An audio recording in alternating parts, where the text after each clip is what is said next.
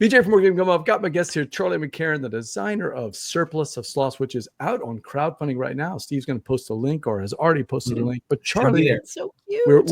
Thank you for coming on the show. We want to know, where did the idea of Sloths being a quick 15-minute game come from? This I got to hear. Yeah, well, a lot of games of mine morph from one thing to the other thing to the other thing. And so this game kind of came out of a collaboration with Carla of Weird Giraffe Games. And we have another card game that is going to be coming out. But this was kind of like a tangential idea I had to that. And so it wasn't originally about sloths. It had an animal theme, and then it had another animal theme, and then it was beavers. And then Carla was like, let's just ask people what they want a game about as an animal. And so that's where we got sloths, kind of by the animal people were most excited about in a poll. But she loves her puns though, like Yes. Surplus of Sloths. Is that her or is that you? Oh, that was her. She's got a series of animal games that are way too many cats and Surplus of Sloths, and there's more of those coming out. But it's pretty fun. I was wondering if a Surplus of Sloths was its actual name, like a murder of crows or what have you. But if not, that was also, I thought, kind of clever about the name. Yeah, you don't know. But actually, I should look that up. I don't know what a group of sloths is called, but well, in my mind, it will always be a Surplus of Sloths now. Perfect. Absolutely. So tell us what's one of the mechanics of the game. I have been fortunate enough to play it, but right, yeah. You know, I'm terrible at describing mechanics, so I'd rather Steve, the designer, tell us all about it. Sure. Well, I like your playthrough video. In the palm of your hand, man. That's great. Yeah. So the idea that I really wanted to make a game that focused on this one mechanic, which is so you're drafting cards from the table and building up your hand, and at the end you reveal what runs you have, and you're trying to get runs in the same color. And the twist mechanic is so yeah, you can kind of see there's these rows of cards that are the river of sloths, and there's always one more sloth than there are players in those rows. So the one leftover sloth is the surplus, and it goes into a scoring area. Now the surplus net. And the idea is your hand isn't actually scoring you points directly. What it's doing is you're competing for that color. So say I have a good run of red in my hand, then I'm maybe going to win the points that are in that surplus area. So basically, any cards you don't take from the draft become the points. So you're constantly making these decisions about, do I want to try to build up blue by letting that get into the surplus, or do I take it into my hand to make sure I can win blue? So yeah, it's real quick, like 15-minute game. And it kind of reminded me a little bit, and it's not the same game, of course, but the flower game that Sarah had designed for Carla, the tulips game. Yeah, Gift of Tulips. Gift of Tulips. In that you're trying to figure out what other players are going to do and what you're going to do. But I did find that the scoring in this was very intuitive, Charlie. Like I was impressed. I was like, wow, for a 15-minute game, it can't be very complicated, right? Because why are you playing a 15-minute game that totally melts your brain? This game is intuitive and easy to play, and really does play in 15 minutes or less. It doesn't take much time. Now, I've only played it with 2 and 3 players. How well does it scale up? Yeah, so 2 to 4 players. It actually scales pretty well. What you do is you play with more sloth colors. So in a 4-player game, you have 5 sloth colors, and 3-player would be 4, and 2-player is only 3 colors. And just we found that worked out real well. The game is then, about the same number of cards you get into your hand, and so on. So, yeah. people I see are suggesting a lounging of sloths or a slow of sloths. Maybe it is actually.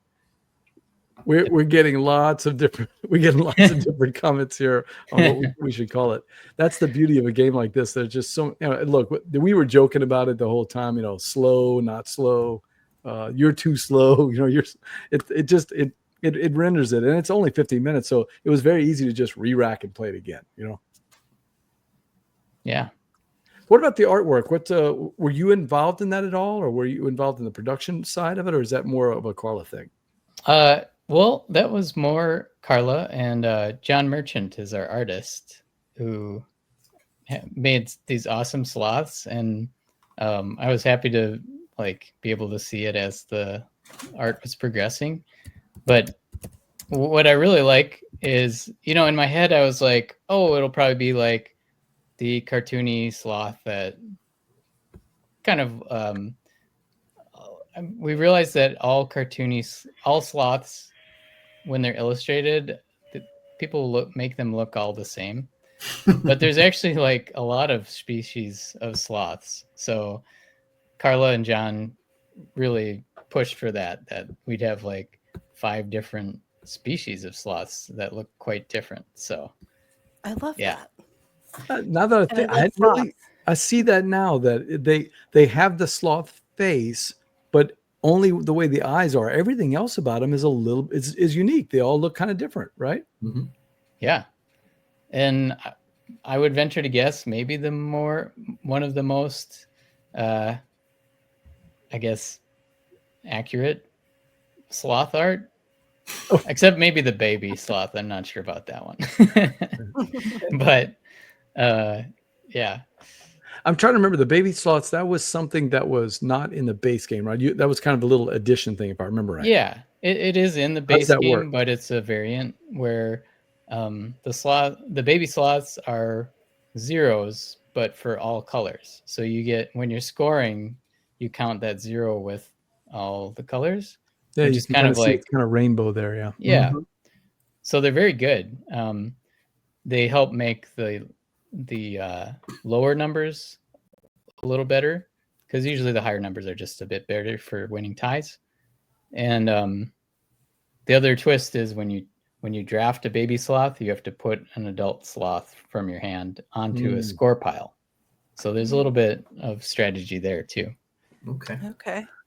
The other thing I liked is that the way that you set up the river, you always see, even though once the draft starts on one part of the river, you always know what the other drafts are going to be. You actually can kind of see that. So it gives you, even though it's only a 15-minute game, it gives you that little bit more level of, would that be strategy or tactics? I guess that's a little bit of a long-term strategy with a couple of tiny little tactics. You're like, I'm going to take this one because I see in the next river there's plenty of the other one that I need, right?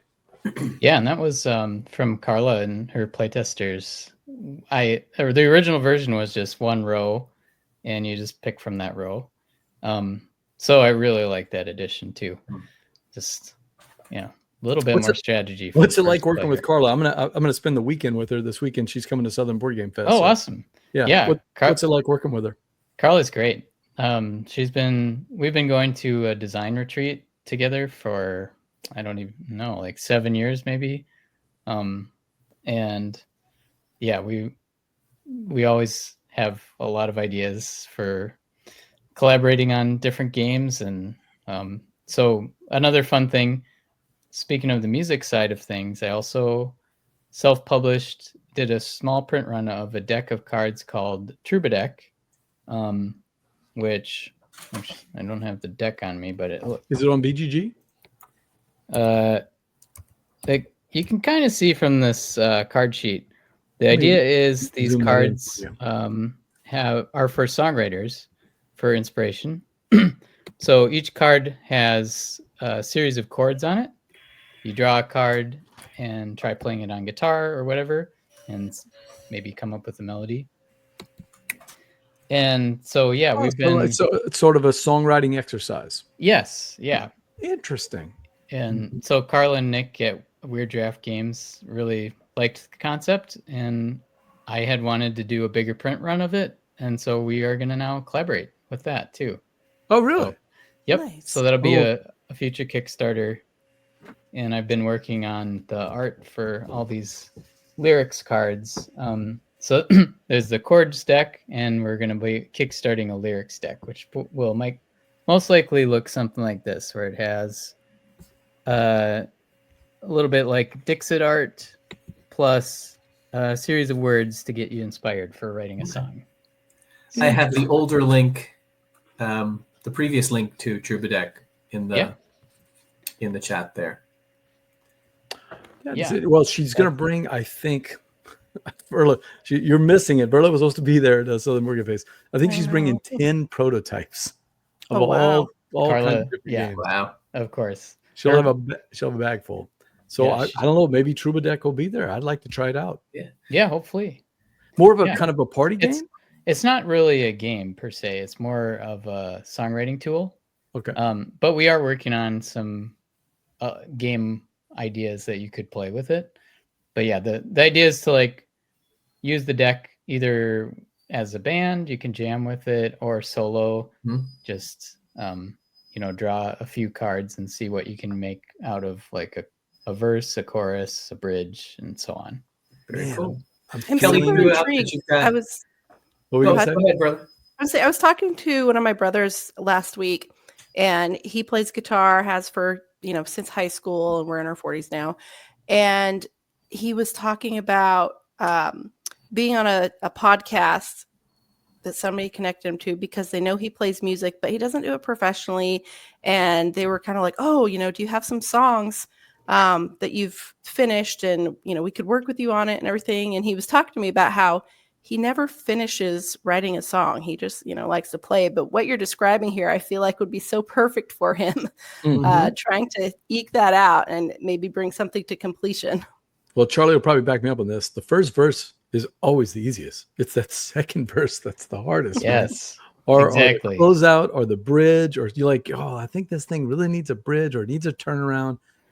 Yeah, Charlie, I totally agree. Is real, right? Yeah. Because I think it's like the first verse you write, the words work perfectly with the melody, and then the second verse you're like, wait, I got to fit more words perfectly in with this melody, and it's like, well, I already said what I needed to say in the first verse. Oops.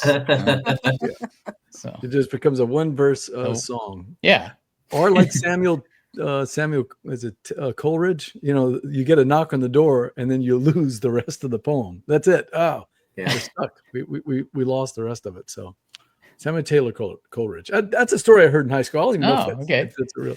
But apparently the Rime of the Ancient Mariner, if I remember right, is the one where he started and he was writing as fast as he could, and then somebody was knocking on the door and he's ignoring it, and then finally he says, I got to go answer the door. He answers the door, and when he comes back, the muse was gone. And he never could finish the poem. He was also probably beyond high. He was definitely on opium at the time. And it probably wore out. There was no door for anyone to knock on. It was all in Sammy's head. So Surplus of Sloths, it's already funded on crowdfunding on that backer kit. Yeah. So that's going to be coming out pretty soon. And then Troubadour, we might see down the road. Is that right? Yeah. Sometime. Yeah, as part of the campaign here, Kelly was throwing out before that people are throwing out sloth names. Is this part of the way that you get people involved with the interactive campaign here? Yeah. They've done polls for the first 2 colors of sloths, and I think the brown one is called Molasses. Okay. And the red one, I'm not sure which one won yet, but So it's Sloth Marsh Madness. It's what's happening. Yeah. So the sloths are going to have an actual name in the game. That's pretty cute. Yeah. That's Surplus of Sloths from Weird Giraffe Games, and it's already funded. So it's going to be coming through. Carla's delivered on dozens and dozens of projects. Some of our favorite games out there. So that is a good one.